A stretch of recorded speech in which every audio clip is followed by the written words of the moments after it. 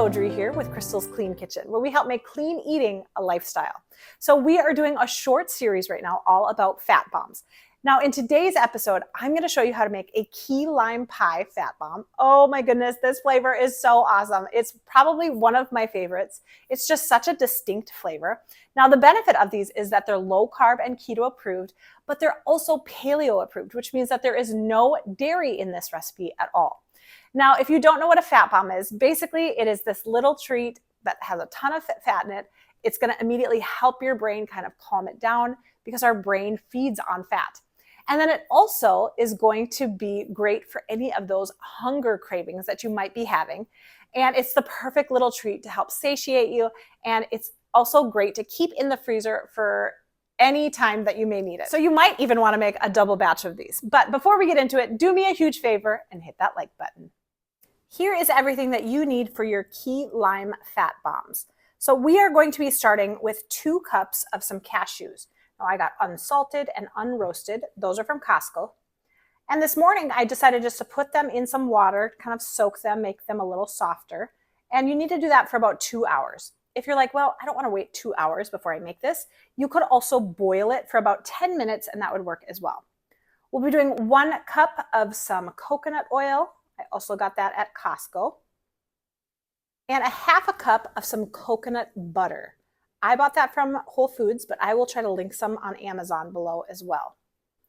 Now for the limes, you could do key limes or you could just do regular limes. Either way is totally fine. You need 3 tablespoons of some lime juice and 1 tablespoon of some lime zest. Now for the sweetener, again, you can use whichever type of sweetener that you prefer. So if you want to keep this low carb friendly, some of the allulose is a great bet. It's already powdered for you, which is really nice. I would do about 2 to 3 tablespoons of that. Same with the xylitol, except the xylitol, it's a good option, but if you have animals, you got to be super careful with it because it is very toxic to animals. And then you would have to powder that one because it has those granules and you don't want that. You'd be kind of gritty when you would eat your fat bomb. You could also use a monk fruit erythritol blend. Monk fruit, you would have to powder as well. That's why I said the allulose is really, really great for this because it's already powdered. You could also do some stevia, or if you don't really care about the carb count, some honey or maple syrup would work as well. I am going to be starting by zesting my limes before I try to get any of the juice out of them. Again, you need 1 tablespoon of some lime zest. Now that I have my zest, I'm going to be needing about, like I said, 3 tablespoons of some lime juice. You might need a couple of limes for that. Then we are going to be draining our cashews and adding everything all together into our mixture. Now the coconut butter, you're going to have to warm up. So I just filled up a sink full of hot water, let it soak for a little bit, and then it will be moldable for you to work with. I'm going to be adding 2 of the sweeteners together. I'm going to do some monk fruit, and then I'm also going to be doing some of the allulose.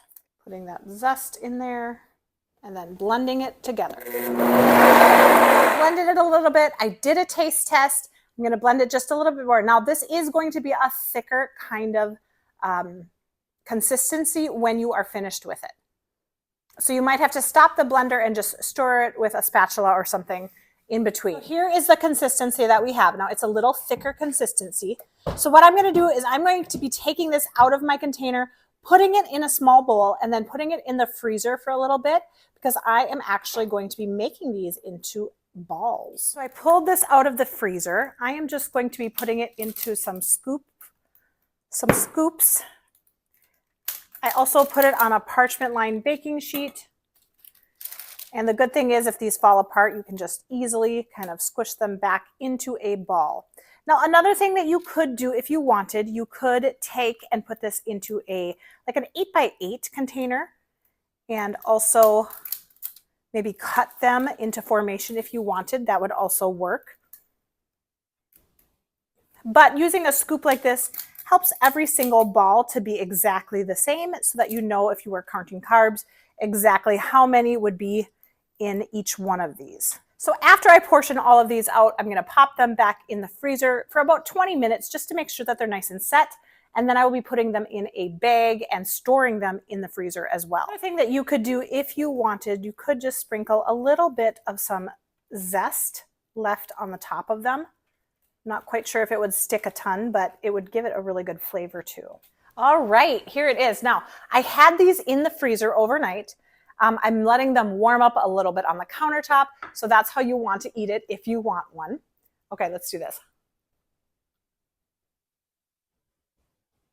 Okay, yum. The lime flavor in this is so good. It totally hits the spot. Now, I actually had a ton of people requesting some key lime flavored desserts or treats.